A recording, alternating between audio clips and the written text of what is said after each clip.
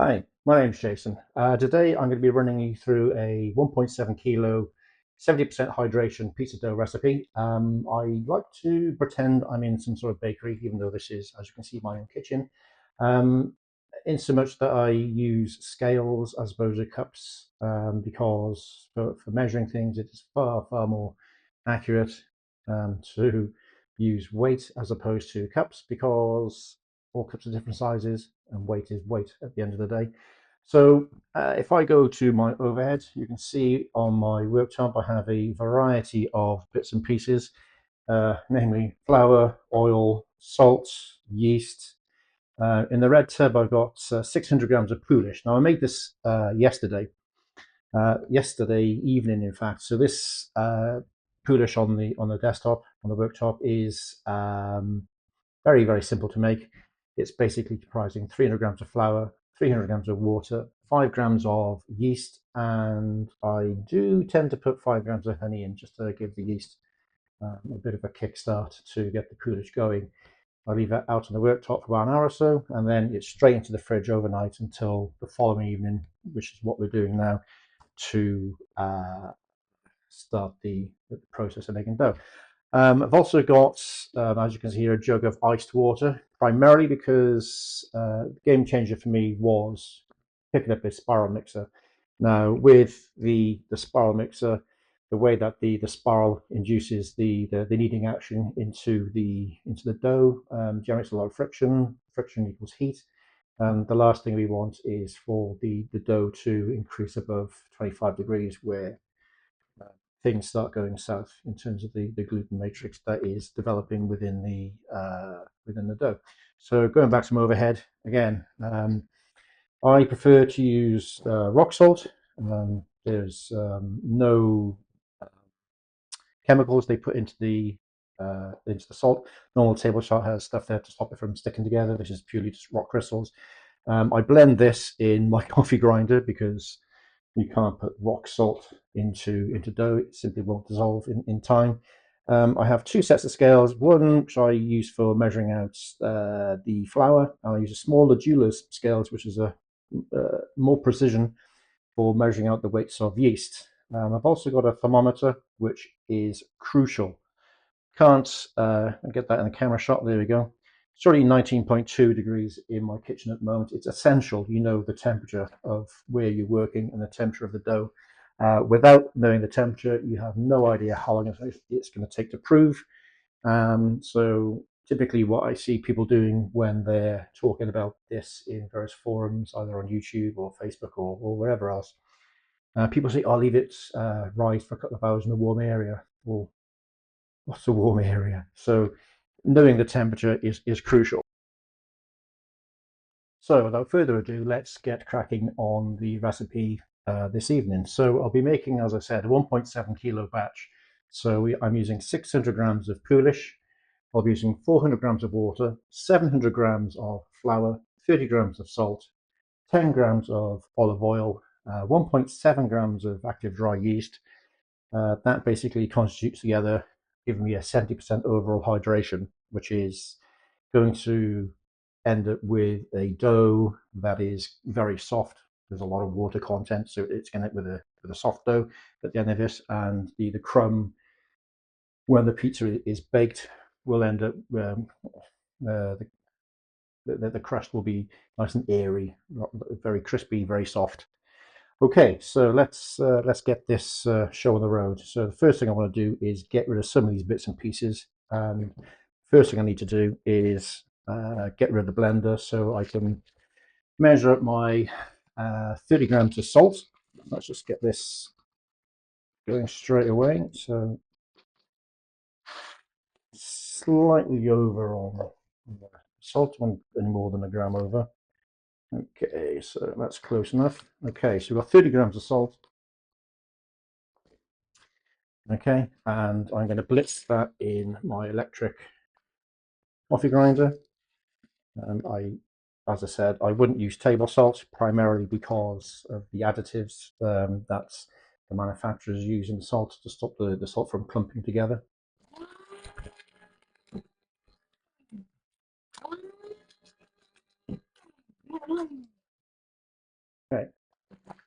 as simple as that, I now have effectively what looks like icing sugar, icing salt. I wouldn't recommend it. So I typically have a bunch of containers, which I like to use just to, as I said, decant all the stuff out of the way, just so I can clear down the worktop. Okay, so that is the blender, the coffee grinder out of the way. Okay, so as you can see, I basically have two sets of scales. The small one I've just used here is a higher precision, goes down to hundredths of a gram, which is great when you want to measure tenths or hundredths of grams of yeast, because some recipes call for very, very low quantities. You may see in a recipe it'll ask for like a quarter of a teaspoon. There is no way on this planet you can measure accurately what a quarter of a teaspoon is. By far the easiest way is to use the weighing scales. Okay, so this one, as I said, I use for measuring smaller quantities, and the larger one you can see here on the overhead is the scales I use for measuring out the flour. The flour that I'm using today is Caputo Saccorosso flour. It is the high protein. I think it's about 13.5% protein. This is the Caputo that comes in the red bag. Saccorosso may have something to do with that name. So I've been using this flour for roughly 6 weeks or so with fantastic results. All the bits and pieces that I'm using this evening are various links in the description down below, so you can pick up all the stuff that I'm using as well. So what I need to do now is we'll sort out the Poolish. Let's just move things around slightly, just so we've got a bit of space to work around. Okay, so that's the 30 grams of salt sorted. Small container I'll use with the olive oil shortly. As I said, the icy water is by virtue of the fact I'm using a spiral mixer. Spiral mixers tend to infer a lot of friction into the dough, and the idea of the icy water, sorry, is to keep the working temperatures nice and low. So what I'll do now is sort out the Poolish. Okay, so this has been out of the fridge for probably about an hour or so this evening in preparation for making this video. And as you can see on the overhead, if I get nice and close, you've got a very airy looking, it's actually carbon dioxide. This is the more or less the exact same fermentation process that alcohol goes through. So those bubbles, in fact, are CO2, not oxygen or air. It's CO2. And this goes straight into the mixer. Okay. And it's extremely sticky. Okay, so let's just get this straight into the machine.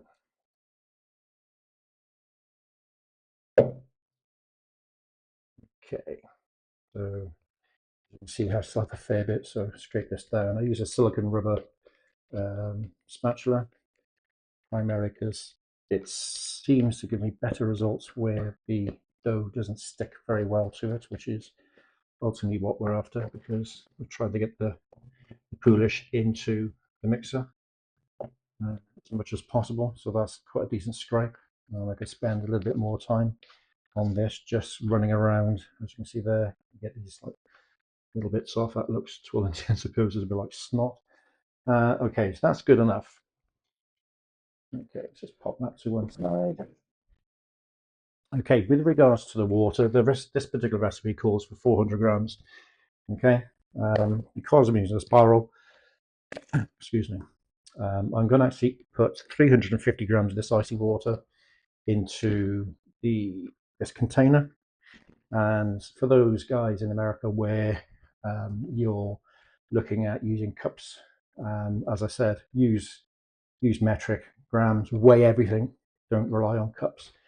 Invariably you will get consistent results by weighing things out.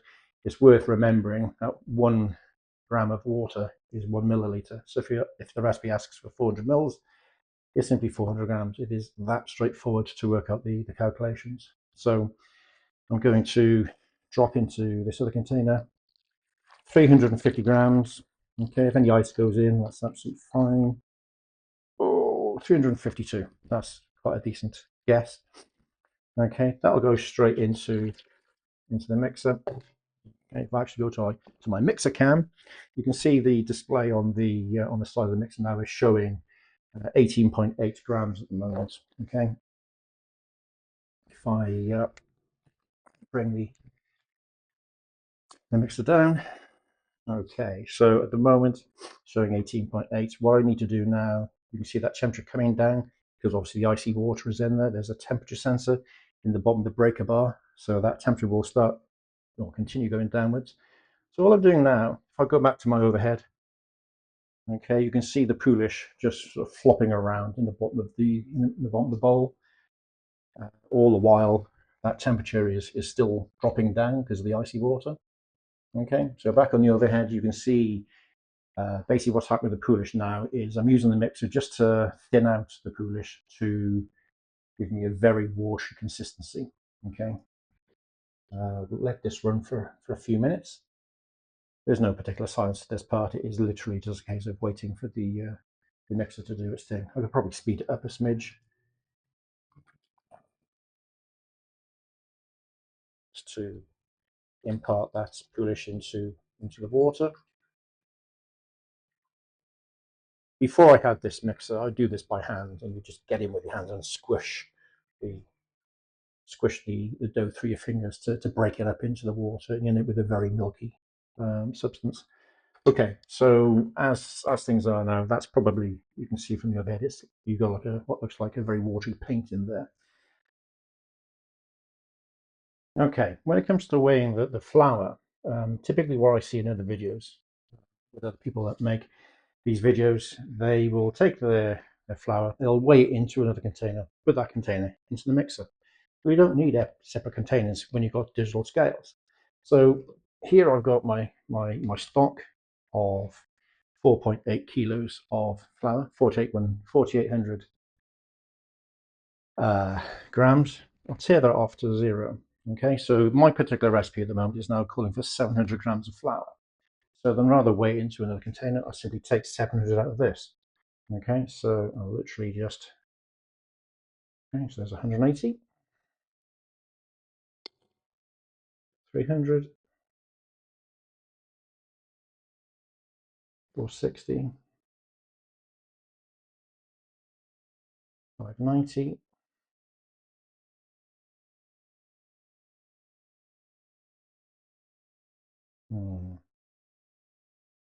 20 grams back.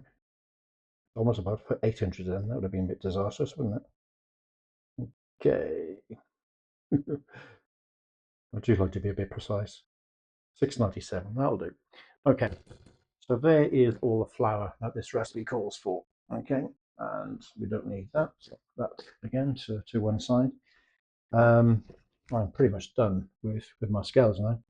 So in the mixer, we have 600 grams of Poolish, 400 grams of flour, 700 grams of flour, and in goes the 30 grams of salt, or ice and salt, as I like to call it, because it's that sort of very, very fine powdery consistency. Purpose as well of grinding it that fine is it dissolves into the water of the flour very, very nicely. Going back to my smaller scales, okay, so pop them on quick. Okay, with my smaller container, tear that off, and I need, for this particular recipe, 1.7 grams of active dry yeast. So no, that's not a massive amount. So there's 1.3 already, look.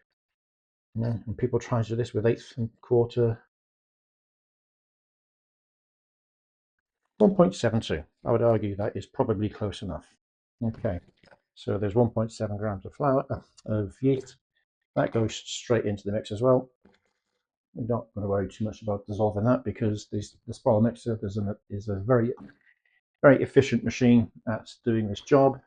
Okay, so the one thing I haven't spoken about with this particular mixer is the fact that, as I said previously, it does impart friction into the dough. So I'm going to pause this video because what I have in my hands now is the ice pack that goes around the bowl. This is used again to keep the bowl super cold to stop the dough from rising up in temperature. So I'll get this fitted and I'll come back. Okay, so looking from the front view, You can see I've added the ice pack to the side of the mixing bowl. As I said, the purpose is to keep this bowl as cold as possible. Okay, so from the mixer cam view, you can see on the display, it's currently showing me the temperature of the probe in the breaker bar is 13.4 degrees. Speed is 0, and obviously the time is 0. So if I press the button, we've got some flashing numbers. I'm going to dial this up to 15 because this is actually going to be a 15-minute mix. I'm not going to record all 50 minutes, guys. Don't worry. Okay, I'm going to pop the time in at 15. Okay, and then simply dial up the speed to 5. So I come back to the side view. That doesn't actually show you anything. Let's go to the top cam.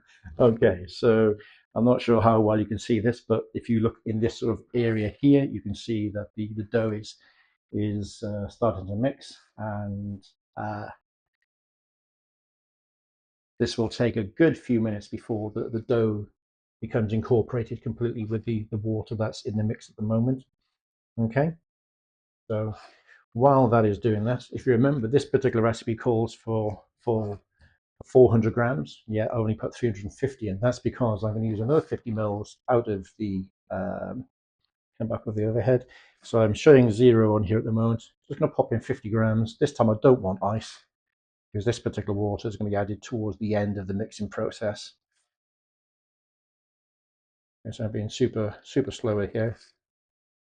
I don't want that blob of ice to fall in, but I do want 50 grams, give or take. One more. 50.5. That's pretty close. Okay, so that water is ready to rock and roll, and from the overhead you should now start to see that the dough is starting to cling around that breaker bar in the middle. On subsequent videos I will have a close-up view of the mixing as it happens. Unfortunately, I've only got 3 cameras and two boom tripods. I'm using both. The third camera or fourth camera probably that I will end up using will have a much closer view of this mixing process close up, so you can see exactly how the spiral is working. As I said previously, this really is a game changer for me. Don't get me wrong, spiral mixers are very expensive, but they do such a fantastic job of kneading the dough as it needs to be. Because this is a 70% hydration, doing this by hand, you can do this by hand, but it is extremely sticky. And for a good 5 minutes, possibly 10 minutes into the mixing process, as you're kneading this by hand on your worktop, your hands are just going to be completely kegged with very wet dough. And you think at some point this is never going to incorporate. This is never going to become a consistent ball of dough. So a lot of people, including myself, in the early days, I would be working. This just isn't working, and I just basically wasn't given enough time. I'm going to be running this machine for 15 minutes as a machine. So doing this by hand, you're probably going close to maybe even 20 minutes. The benefit of doing it by hand is you're not imparting anywhere close to the same amount of friction that this particular machine is doing. So invariably, as you're doing it by hand, the dough will remain pretty much at the same temperature as your worktop. As it shows on my camera, on my thermometer here, I'm just under 18 degrees at the moment. The machine's been running for just over 3 minutes, according to the timer on the side, and the temperature you can see is still 14.6, which is fantastic. We don't want that temperature to rise anywhere close to being 25. It will rise over time. I will check back periodically to show you the temperature going up, in fact.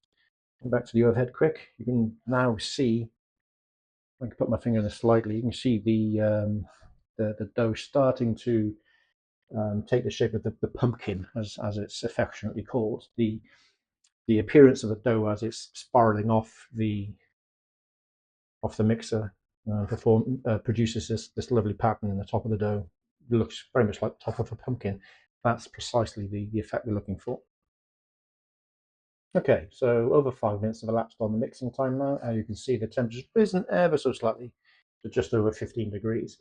Looking at the overhead, sure how easy it is to see actually from this particular view, but the dough is incorporating lovely. It's still clinging to the sides of the mixing bowl, So as time progresses, the dough will become more incorporated and will pull away from the sides of the mixing bowl.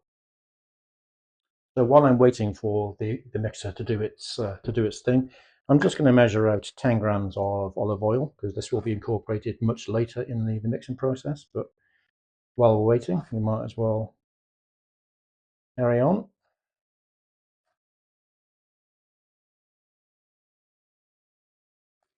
Okay, 10 grams.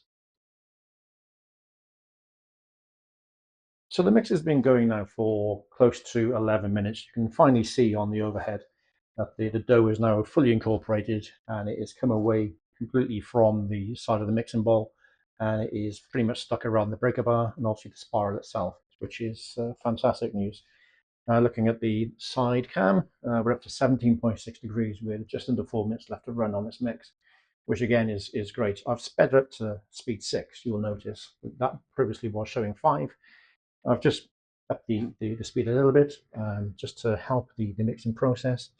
Again, looking at the overhead, this is looking great. There is a bit of dough stuck in the bottom, but I'm kind of hoping that the machine will pick that up as it's rotating around. This is looking very good. Towards the end now, I'm going to add this extra 50 mils of water that was left in. This is just the final part of the hydration that is needed. So in the process of adding this very small amount of dough at the end, you'll see on the overhead now that the dough has become sort of very, very floppy. Give that a minute or so and it will actually reincorporate quite nicely.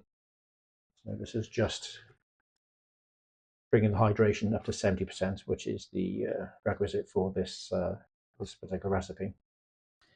There's an aside with just under 3 minutes left to run, which is good. 18.2 on the temperature again, so this is looking great. So we have about 100 seconds left to run on this mix. And again, from the overhead, you can see now that the dough is again fully reincorporated with that extra 50 mils of water. The pumpkin shape is looking fantastic on the exit side of the spiral, which is exactly what we were aiming to achieve. That's the whole process coming to fruition with a spiral mixer. So what I'm going to be doing now is this machine will come to a halt in almost a minute or so. The intention there is to leave this rest for about 15-20 minutes, just let the dough recover from its arduous task of being kneaded for the last 15 minutes continuously. Once that time has elapsed, once it has a bit of rest, we will then add this 10 mils of olive oil into the recipe. We'll run the machine again for another 5 minutes on quite a slow speed just to incorporate that oil in, and then at that point we'll be turfing the dough onto the worktop. We'll give it a couple of stretch and folds, more resting, another round of stretch and folds, then it'll go into the tray. I have many of these trays. This is just a standard 40 by 30 tray you can get from Amazon or many other places. I have, as I say, quite a few of these because these go into my proving oven. So again, as I mentioned previously, where people have always recommended UV dough to rest and rise in a warm environment, a warm place for X amount of hours, and so it's doubled in size. I tried a bit more scientific, work like a bakery.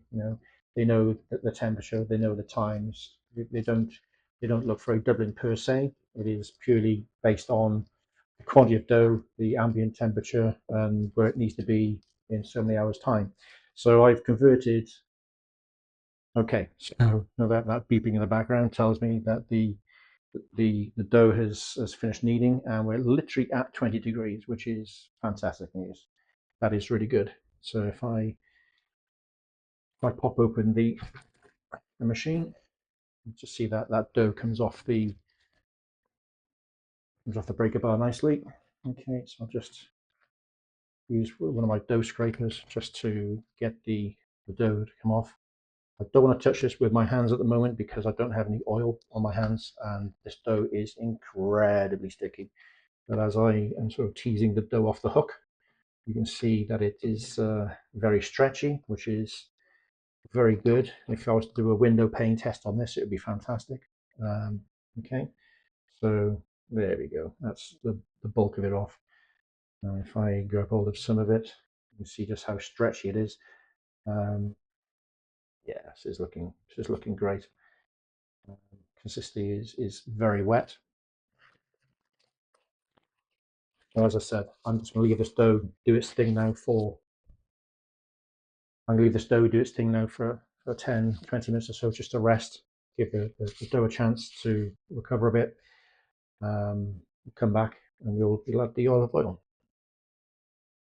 So with the magic of video editing, we've now got 20 minutes on the clock, and this dough has been resting quite nicely in the machine. If I look at my overhead, you can see it's now sort of relaxed into the bottom of the in the bottom of the mixing bowl quite nicely. So what we're going to do now is basically incorporate this 10 grams of olive oil. I'll simply just drop this into the machine, let it do its thing for a few seconds. Okay, it's dripping away quite nicely, and coming back to the mixer can, you can see we've got 18.8 degrees, so it actually has sort of recovered temperature wise. My kitchen is currently showing about 19 degrees on the thermometer, and with the dough relaxing in the bottom of the mixing bowl with its ice pack on, it's actually dropped a degree or so, which is kind of good. Okay, so I think we've pretty much got most of the oil out of this little container. Okay, so without further ado, I'll turn the machine back on. Okay, so I'm just going to rattle at 3 minutes on the clock. Okay, and we're just going to run this at a relatively slow speed. Speed 3 will do. Okay, just to incorporate that oil into the dough. So all the while the dough is spinning around the spiral hook. So I have there's a squelching sound as the oil is doing its thing.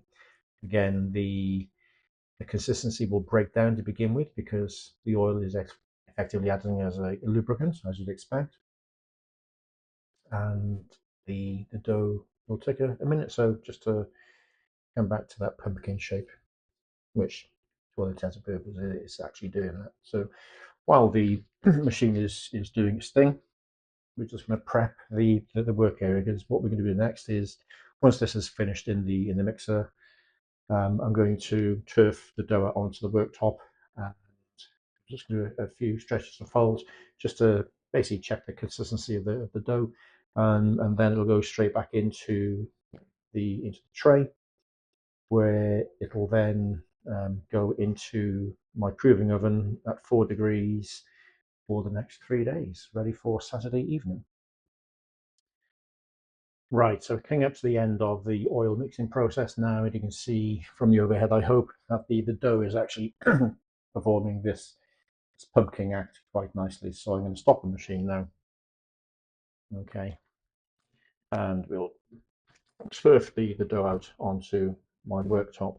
It's at this point where I then start messing around with olive oil again onto the worktop, just to stop things from getting stuck together. So I will literally put a very small amount. It really doesn't have to be much at all. I think I must have been tortured in my childhood by my parents, probably through having suntan lotion put on me as a child. But I cannot stand my hands being oily. So this particular part of the process does kind of freak me out a bit.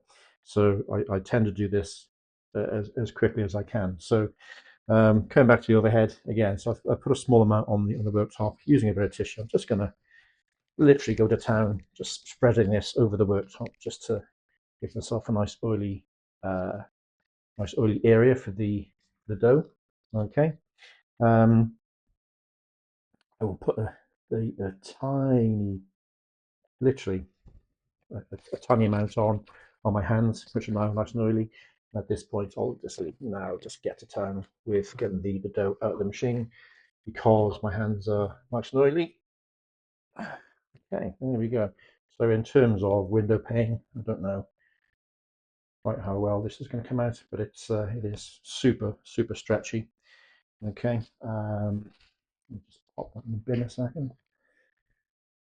Okay, so from here, I tend to handle my dough using a scraper on the the worktop. Even though I've oiled the worktop, you can see it is still tending to stick to my hands, and it will definitely want to stick to the worktop because of the consistency. So in terms of stretches and folds, this is a sort of arrangement that I do. I just sort of fold it back on itself. This is improving the gluten structure inside the dough, which is all what we're after. Okay, so a couple of stretches and very sticky folds. Okay, just going to scrape this into some sort of ball, which invariably never works for me because the hydration level is quite high on this. Okay, so that ball is looking rather good. The dough on there. Okay, this particular dough scraper is plastic, obviously. I'm not entirely sure what type it is. I think it's some sort of I don't know, polyethylene. Anyway, the dough tends not to stick to this, which is great because that's not what you want, dough sticking to things. So let me just grab some more tissue a second just to get this stuff off my hands a little bit. As I said, it does kind of freak me out having oily hands. Okay, so the next process is getting that dough into, oops, that was on my overhead. Okay, so the next process is getting the dough into the tray. So same thing, got a tiny drizzle of oil at the bottom. So this is going to aid the non-stick sort of part of what we're after here. Just squish this around, give the walls a bit of a coat, all of the bottom. Okay, and with a scraper, so just bring this dough together. Okay, and where we're at now is okay. So that is my dough. Okay, that is as far as I will be taking it in this video. This dough will now basically stay in this tray until Saturday afternoon. So it is coming up for 9:45 on Tuesday evening. This will go in the proving oven at 4 degrees. Oven 4 degrees doesn't quite compute. I've converted a Becco under counter fridge to have a fan heater inside as well, and I've changed the sort of control circuitry to allow the thing to increase in temperature or go down in temperature. So it'll be running as a conventional fridge for a couple of days. Then about 1 o'clock on Saturday afternoon, I will then take this dough out, ball it up into the 275-gram balls that this particular recipe is designed for. Okay, and then once I've balled the dough up into many of these trays that I have, I'll put it straight back into the proving oven, and I'll increase the temperature this time from 4 degrees up to 25 degrees, and the dough will stay at 25 for the next 4 hours, at which point the dough will be perfectly ready to use. As I said previously, the whole notion of putting dough in warm places for a period of time for it to double in size is in my view, nonsensical. Perhaps I have some sort of underlying ADHD. I'm not entirely sure. Never been tested. But point is, I like to do things precisely. So putting things at a certain temperature for a certain amount of time gives certain results. And this is where I'm at with this particular dough. Okay, so I'll bring this video to a close. It's gone on way longer than I anticipated. But as I said, this dough will now basically do nothing other than just sit in the fridge for a couple of days, fermenting, developing the textures and flavors that is most enjoyable for a pizza base. Anyway, hope you enjoyed the video. If you want to like and subscribe below, any help you can provide in terms of support is greatly appreciated. I've left links below for all the equipment that I'm currently using as well. Any questions, put them in the comments below, and I'll do my best to answer them. Thanks again. Cheers.